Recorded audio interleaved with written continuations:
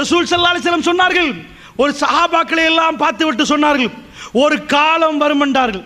எப்படிப்பட்ட காலம் என்றால், ஒரு யுத்தம் நடக்கும் என்றார்கள்.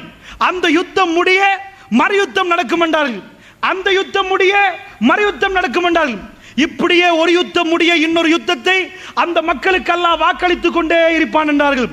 திடீரென்று ரசூல் ஸல்லல்லாஹு அலைஹி வஸல்லம் சொன்னார்கள், ஒரு இருட்டிலே, ஒரு இரவிலே, இருட்டு நேரம் அதிபயங்கரமான பிரச்சனையோடு தத்தளிப்பார்களே, அதைவிட பயங்கரமாக அந்த மக்கள் தத்தளிப்பார்கள்.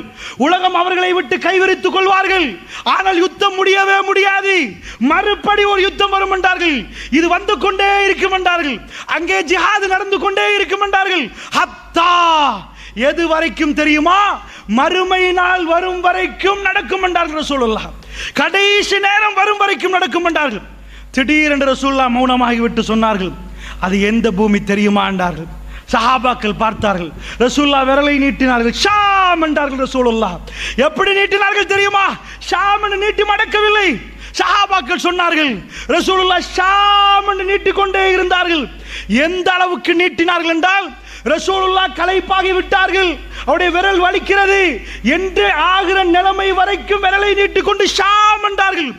இங்கே யுத்தம் தொடங்கி விட்டால், இங்கே யுத்தம் ஆரம்பித்து விட்டால் அது முடியவே முடியாது.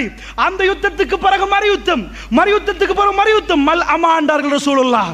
மல் அமா யுத்தம் ஆரம்பித்து விட்டால் அது மறுமை நாளைக்குரிய அடையாளம் என்றார்கள் ரசூலுல்லாஹ்.